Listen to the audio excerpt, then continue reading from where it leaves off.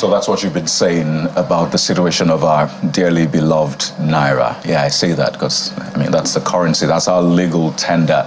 A lot has been happening to the Naira. And if you were to maybe have a pictorial representation of the Naira, you'll probably be, just exhausted right now because the past few months have not been quite easy on our currency. So let's get a sense of what's going on. What is happening to the Naira? Can we stop this from happening? We're joined by Mr. Paul Alaje from our Abuja studio. He's a senior economist, SPM professional, a fellow International Management Consultants Board, a fellow Institute of Economists, Nigeria, a graduate of economics. You get the point. Mr. Alaje, it's good to have you on the show. We've had this conversation. We had it a few weeks ago. You had your prediction. Sadly, it has come to pass even earlier than predicted. So some will say maybe this is a self-fulfilling prophecy. So we can talk about how the Naira is falling. We can talk all day about that. But let me flip this and ask you straight up. How can we stop the Naira from falling below the ground at this rate? Yeah, thank you so very much for having me, and let me say good morning to you and your colleagues in Lagos. We can do a lot of things to save the free fall of Naira. When I made prediction on the 13th August 2023, when I was having conversation with your colleague, Shewon Kimbaloyi, on his show, I said by March, it's possible, chances are high that Naira will get to 1,500. However, there are things that must be done. If we don't do those things, it will be impossible to stop the free fall of Naira. Number one is crude oil in Nigeria today. It accounts for 70% of receipts in terms of foreign exchange receipts to Nigeria. As we speak, most of the monies that is received from crude oil through domestic crude allocation, such purchases has been in Naira. Meanwhile, the crude oil business is an international business. Just yesterday, the central bank has corroborated that by saying that they are also lending their voice that it's important to cancel, to terminate all domestic crude allocation, such that such money must come in US dollar. For 2 years, the NNPC did not remit FX or revenue at all, not even FX, because they would remit Naira, revenue into the Federation accounts. So we saw states had so many issues, even federal government have our own share of concern. So it's important for us to say, if you must lift 1 liter or 1 centiliter of crude in Nigeria, all the receipt must be done in foreign currency. This is a short-term, a stopgap measure that will boost FX inflow into Nigeria. When you look at the problem we are having, it's a function of both the demand and supply.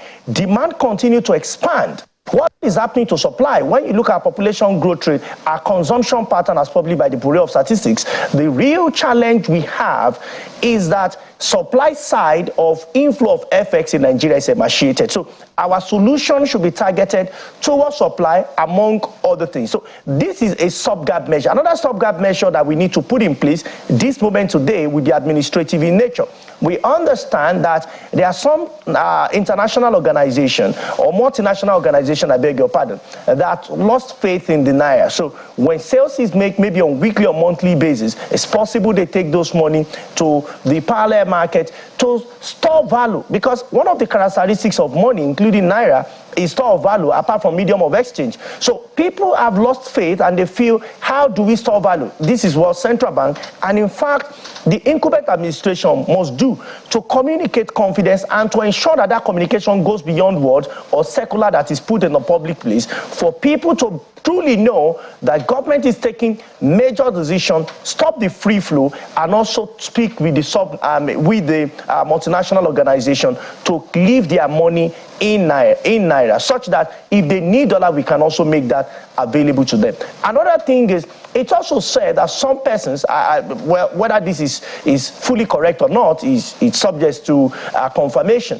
When fund is given even to those who are in authorities, how is this fund kept? Is it done in Naira terms or is it done in dollar terms? So here is it. A lot of persons seems to be hoarding the foreign currency, the dollar or foreign currency. And this is a signal, this signals to us that we have lost confidence in Naira. We need to reverse that ASAP. Whether we are going to use policy or we are going to use moral suasion, whatever strategy we are going to adopt to ensure that this is done, and I'm talking of short-term solution, this is done, then we would say that truly in a matter of weeks we can stop what is happening. Another solution, which of course is non-conventional, is those who have no business with the dollar. You are not paying children's school fees, you are not traveling abroad. What are you doing with it? And you are not earning it either from abroad or even people paying you via local transaction. What are you doing with it? You are not even an organization. So these are questions that must be asked. How come that we have dollar beyond certain amounts ubiquitous all over our country? These are stopgap measures that we must, and that is a non-conventional method, which of course it may not be 100% safe to disclose how on air. Now, what are the medium-term and long-term solutions? If you look at the challenge we have, how do we ensure that we don't come back here? Recall the structural adjustment program. Naira had free flow, even though this was a bit more tense than what we saw during structural adjustment program.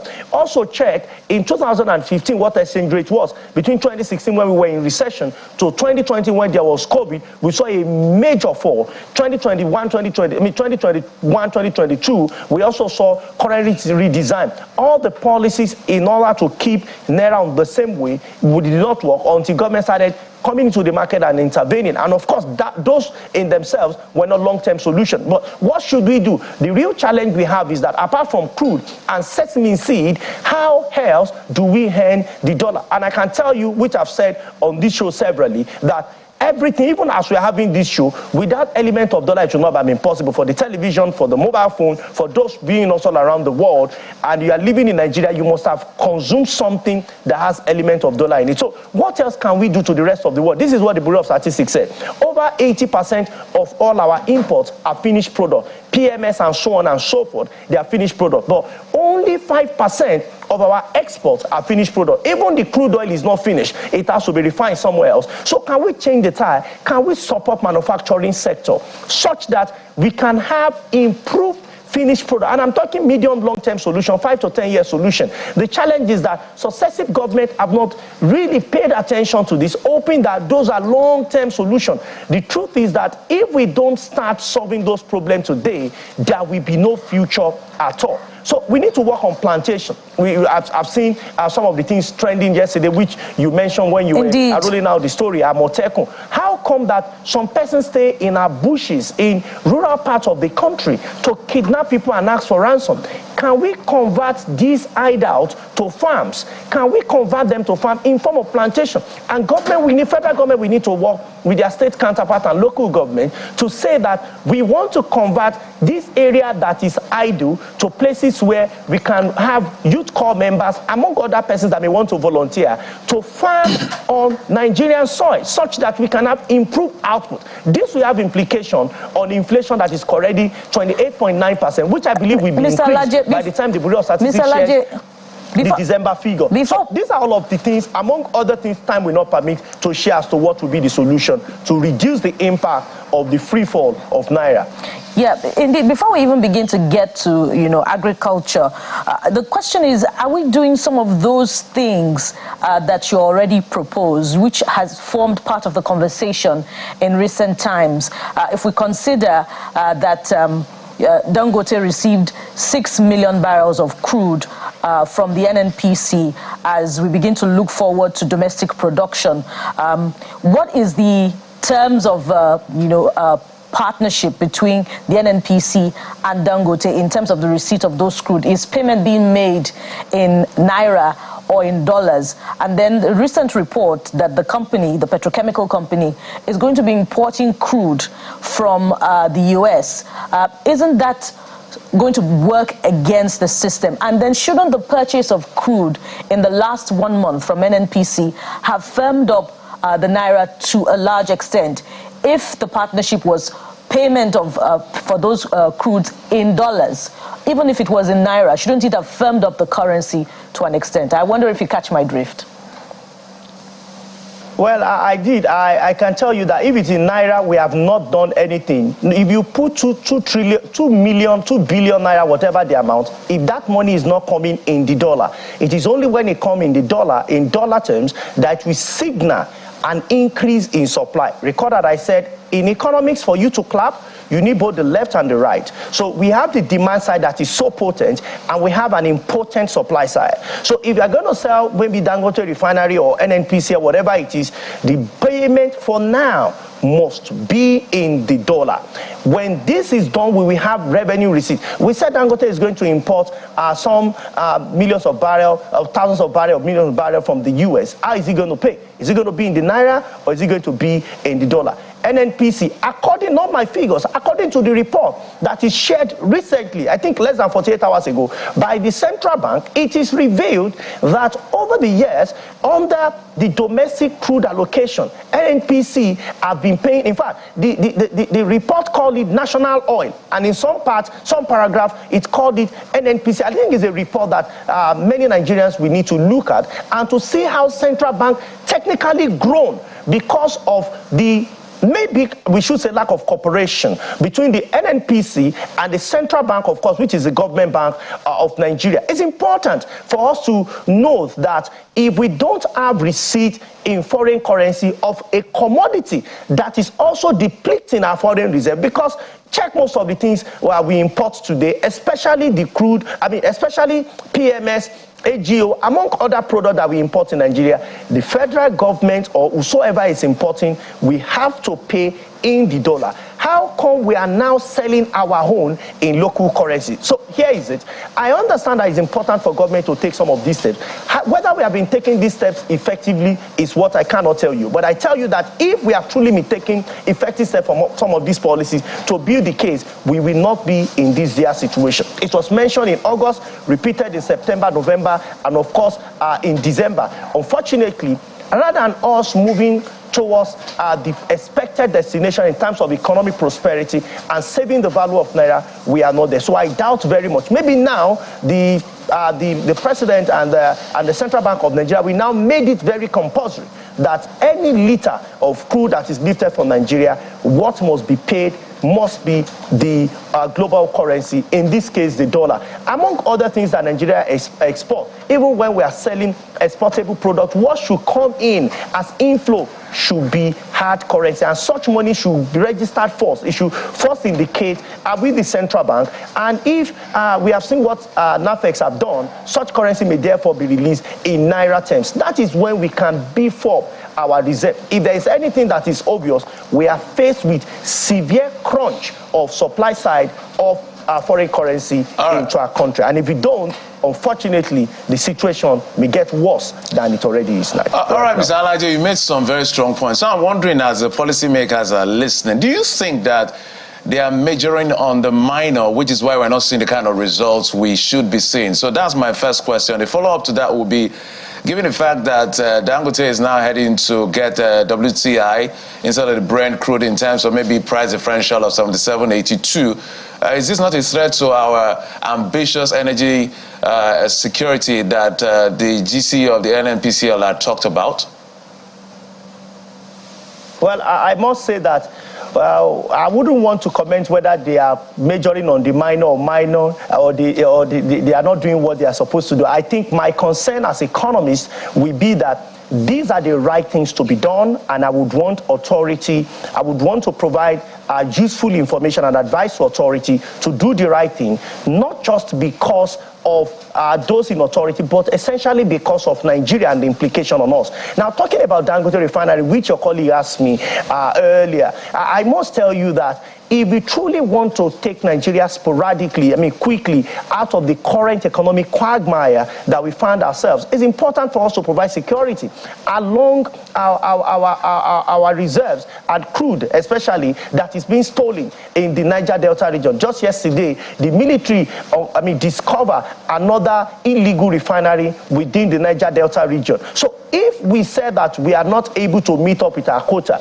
and we have sufficient crude in Nigeria, how long will it take us to actually secure what we have. For me, I don't think it makes enough sense for us to allow Dangote, and I'm not saying we must force, by the way, for us to watch until the point that it's no longer possible for Dangote, or it's no longer making economic sense for Dangote to leave the shores of Nigeria to import. How much do we think the oil, the output will be sold, namely PMS, the gas, and everything that is coming as output to Dangote? It's not going to be cheaper because there is no difference. The difference now is that the place of refining has changed. We have crude, we have refinery. Let me ask, how many countries with refinery owned by either government or private sector in countries that is also blessed with crude we have to import? And what is the frequency of such import? We need to get serious as economy with how our economy is run and how the quality of life of our people is considered in Nigeria. So I would want a situation where government can look further within the oil and gas sector. And how come that we don't have water supply? Well, there are important information. One, I understand that we have pledged part of our output to some persons that might have helped us to get some financial funding before now. I understand that bit. But what we seem not to be able to solve is our total output per day. Right. We're supposed to be doing between 1,800 to 2,300 output in terms of crude output per day. How come we are not able to meet this target? And we seem to be comfortable. Right. We need to provide more security around the area. Absolutely. Such that and I imagine you meant of what millions. we are selling to the rest of the world can also be made available to Dangote refinery and boost what we have this moment today. Yeah, I'm sure you meant millions of barrels per day, because if we're doing thousands, then that's millions of barrels. I beg your pardon. Yeah, millions of course, barrels I know. per day. Putting all of those figures, 1.8 million. Putting all of those figures together can be tricky, so we absolutely understand. But you made some very interesting points that, and I think it's been said even by the CBN regarding some regulations released that it appears, some people are hoarding the dollar. In fact, just yesterday, gave out another regulation to banks that this is how you should go about it, push this out and the rest. So that tallies essentially with that conversation around why exactly are you hoarding the dollar? Obviously, you've lost confidence in the Naira, and what you don't believe in, I think it's futile. People don't believe in it and they expect the Naira to rise. I mean, that cannot happen. So I want to ask you, and this might be a tricky one, are you saying we should beg all of those people who are hoarding the dollars to please bring out the dollars and change it, at least for the good of our nation? Is that what you are saying? Or you think there should be some sort of force in that area? That's on the one hand. Secondly, I'd like you to speak to, it's a double-edged question, the debate about who exactly is responsible for this. Some say it is the politicians, the big men, all of those people who spend dollars. Some other people have said it says you Nigerians are your appetite for foreign wigs, foreign things, shoes, clothing, and the rest. So there's been that debate as well. Who exactly is responsible? So double-edged question, Mr. Laje. I don't want to be in your position right now. Okay, thank you.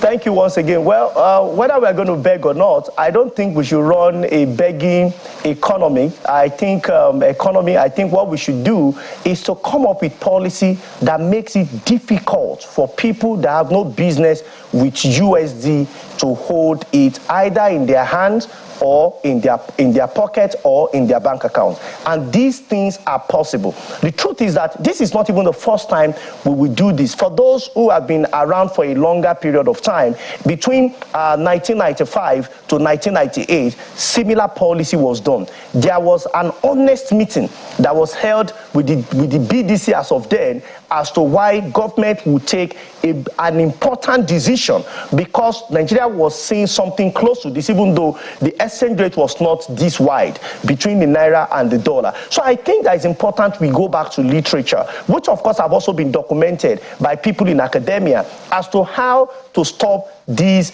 ongoing devaluation of Naira. But because this is a national television, a reputable one for that matter, we cannot share 100% of strategy on air. But I can tell you that we can bring down the value, the ongoing devaluation of Naira. We can deliberately induce strength in Naira, but this will be in the short term because there is nothing that will replace production, manufacturing, and plantation on Nigeria. So nothing will replace that in the medium and the long term. But to have a stopgap or to have a quick an approach that can quickly do this, I think government will need to come up with those policies. And when you talk about whether it is big men or Nigerians that have appetite for imported things, the question is, to speak on the part of Nigeria, what is the alternative that we have? I love Nigeria and I want to buy Nigeria-made television. The question is, where is the TV? I want to buy Nigeria-made television. Who is making it? Where is energy to support it? Where is technology to support this to be made? But when you talk about big men, I will talk officially, administratively, and perhaps unofficially. We heard late last year that the National Assembly members have spent millions of naira to import vehicles. That importation of vehicle by 1,500 and more of them will already put pressure on the naira. So there are some decisions we take, we don't even know that the implication is that when you keep buying these foreign products, when we have local made vehicles in Nigeria, we are telling the naira, get devalue, get destroyed, go below the pit. So instead of us to say that, yes, we know that we may have concerns regarding what is produced in Nigeria, but can we subject some of the output in Nigeria? What we have alternative for in Nigeria is what we should consume. And guess how it will start? It will start with the leadership. When Nigeria see that their leaders are now using what is made in Nigeria, you will see confidence will increase. And this is the kind of production. Even if we are not exporting much, what about the things that are made in Nigeria? Can we have some sort of import substitution while we work on our export capacity to sell to the rest of the world? But when we have a high taste for imported products and at the same time we are wishing that the value of naira should continue, well, is a sign of insanity in economics, because you cannot eat your cake and have it. Now, so to speak on administrative reasons, we have also heard, that some persons are hoarding. In fact, in the central bank report, it said what the banks are doing is tantamount to speculation. The question is it only the bank that is doing this? When subnational earn from the FARC accounts, how is the money kept? Can we deploy a monitoring system to check the method of saving this currency? Because if we say that we have high liquidity in the system right now, and central bank is looking on how to mop up monies that is excess supply in the system. If you increase rate, it has implication on the economy.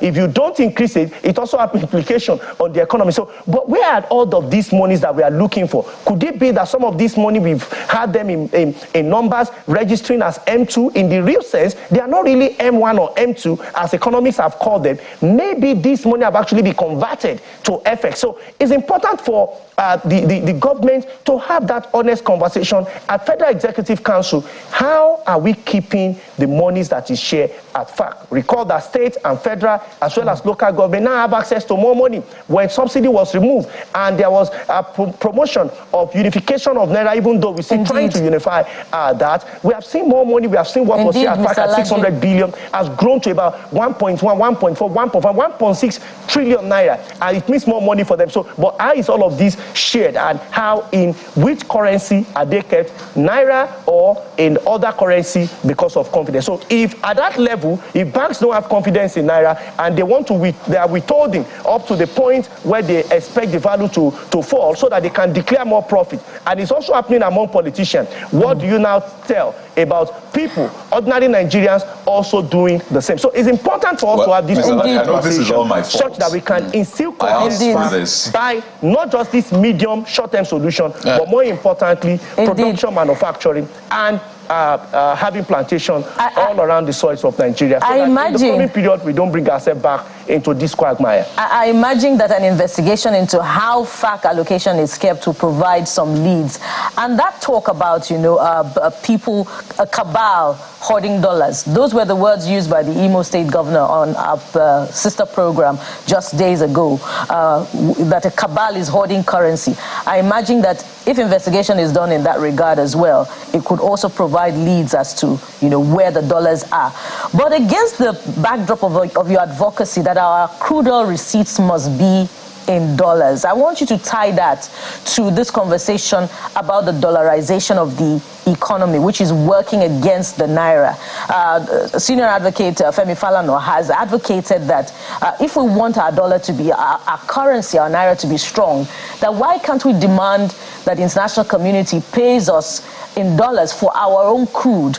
And the talk about FIRS also demanding some of its tax payments from its foreign clients in dollars. What will that do to our currency? Isn't that working against our currency, Mr. Alhaji? No, all of this, we work for our currency.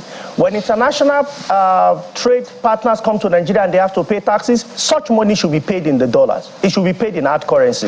If you pay that money in Naira, they already make gains, because when you see Naira is so susceptible to the dollar too. When you do any business within, when you do international business, which includes sales of crude, such money should be paid in the dollar, because if you see, when we want to import the same from those countries, we also pay the dollar. We are not paying in Indian currency, rupee. We are not paying. We have to pay in the dollar. So if they are paying us, such money should also be paid in the dollar. So this is the summary of it.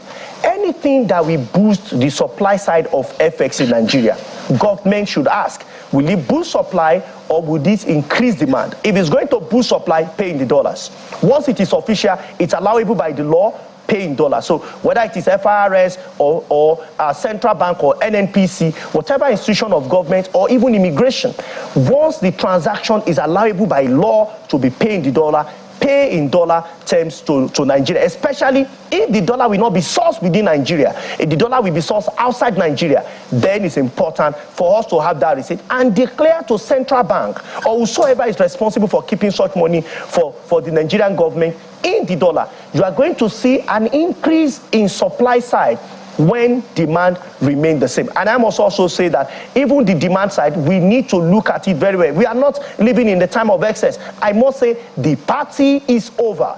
This is the time to watch what we are allocating dollar for on the demand part. If it is not necessary, there is no point for us to keep giving such money in the dollar. So we need to spend more in Naira. We need to earn more in the dollar. This is how we can change the tide of the ongoing fall of Naira. Because if we don't, by December this year, I will not say what the report is showing, possible report is showing. That is why it's important for everyone that loves Nigeria to start talking about solution and how to stop the tide of what may be the challenge in the coming period for us.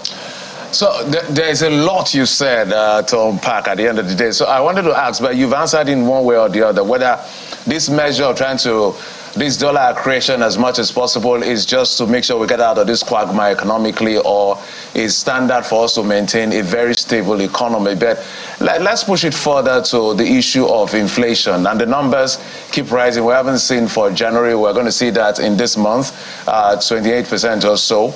And you talk about the excess liquidity. Now, FAC is declaring sharing a lot of money. So that could be a driver at the end of the day. And the federal government is also coming up with this idea of living wage. That means the earnings will kind of increase for civil servants.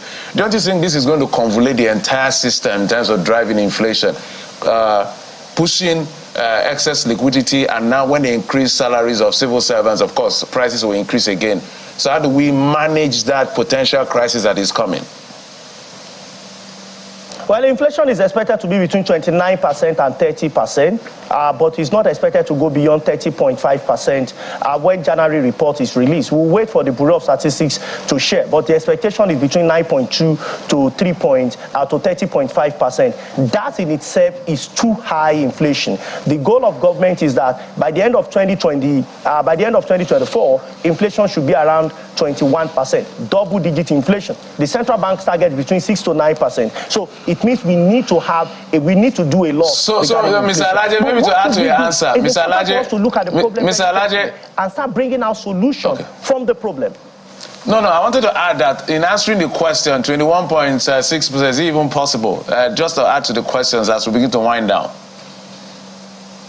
Okay, so I will get to it. So, but let's look at the solution. The real driver of inflation is food inflation, and the solution to this is how do we boost food supply? And I've mentioned to you, that's the essence why we said that we need to take deliberate decision regarding improving our commitment in agriculture, beyond just allowing people to go, beyond the model we run under Anchor Borrowers program. We need to have plantation such that we can have abundant supply of food that can reduce the tide of food scarcity. If you check what FAO is talking about for West African and indeed the rest of Africa regarding food scarcity that is likely to happen this year, you know that taking this step is perhaps getting late. It's important for us to this moment today start doing something about food inflation. But the two bottlenecks with inflation, with food scarcity, with food inflation is insecurity on our farms. So what are we doing? Can we deploy special security forces around our farms in Nigeria today? Can we design it? We have somewhat Southwest have done it, trended online with Amotekun. Can federal government come up with an idea, or state government come up with an idea of protecting the farms? That will, of course, reduce number of persons that is possible to be kidnapped on those farms, or killing of those farmers, to boost confidence in them to increase our food output. Two is logistics. How do we ensure that if we do what we have discussed, of course, we have implication on the price of diesel, and we can have food supply even more seamlessly coming to the urban center. And where is it happening? It's happening more at urban center. That's high inflation. But how do we reduce that? It is because of cost of imports. You can see what exchange rate is saying. And if exchange rate increases at about 1,300, 1,500, certainly we have implication. So for us, because of high inflation, we don't think that government would achieve that target of 21%, which of course in itself is too high. But what do we think? By around May to June 2020, between April to June 2024, it is expected that inflation will get to a point of deflection and we can have a return. Okay. But we don't see inflation go below 24-25%. We look forward to that. 2024. In the near future, by 2025, 2026, inflation may get to what government is expecting. But to come now, it seems to be right now very impossible. Okay, Mr. Laje, we have to go. Even if inflation is 21%, it's important to clear this. You are not going to see price reduction. Price would increase, but at a slower rate. So obviously, you're saying that this 1,000 naira for daily cost of healthy food, I'm sure you've seen that by the MBS. It's not going down anytime soon, because it said that the Southwest average is just about 1,000. But we have a minute to go, Mr. Alaje. People are asking on WhatsApp. They're saying the use of dollar in the country, people holding dollar and the rest, should it be legislated against? There should be stricter measures. And it ties back to the question I asked you. So you see, people are interested in these measures. So just to add to it, people are actually selling things in dollar in Nigeria. Right. Paying school fees in dollars in Nigeria. Which, by the way, should be legal. So I'm just adding that to your question. Well, I must tell you that it's important for us to legislate against it. But even if we do, what are the measures for making this a reality? There is incentive for people to collect dollar. If the economy is stabilized, you see, the primary role of monetary authority is stability in two areas: price, which is a measure of inflation, and secondarily, FX, which is foreign exchange. There is no stability on both legs. You see how inflation in Nigeria is intoxicated. It's taller than Cocoa House. Cocoa House is 26-story building. Nigeria inflation is 28.9%. It is too high, as against 6 to 9%. Therefore, FX, that is the conversation that brought us here today. That's what we are having. If government will do everything possible, some of which I've discussed, the other ones are not conventional. Like I said, I understand the question is for me to mention those things that are not conventional, but it is not all the things that can be said on the screen. So, but it's important for us to know that we can use unconventional method, which has been used before in Nigeria, to stop street trading, to stop people that it's not necessary for them to hold this hard currency to keep them. When we do this, you will see a drastic drop. and you see an improvement in value of Naira between 800 to 900 Naira, which I think is where the value of Naira should be. Well, but if we don't, that, I can absolutely. tell you, the value of Naira will continue, the Naira to dollar will continue to swear like Ijebu Gari. Oh dear. I belong to Ijebu Gari, but hey, Paul Alaje, we have to thank you so much, senior economist, SPM professionals. Thank you for your time. I do hope all of these issues are taken on board. Maybe we have to cut out the Ijebu Gari part and put on social media. Nobody should target our Gari, right? Oh, there you go, the conversation on the Naira. By the way, this continues on social media. Let's know what you think. #CTV Morning Brief. By the way, we've seen your messages on the recent indicator by the NBS. People saying that for them it's way more than 1,000. We're going to take all your messages, but we'll go to break now. And when we return, on a lighter note, we're taking a journey back through the early days, or at least earlier days of Nollywood. We're going to be having an installation right here in the studio to take you through that journey. Plus, a veteran actor and producer joins us on the show. You don't want to miss this. Stay with us. It's Good Morning.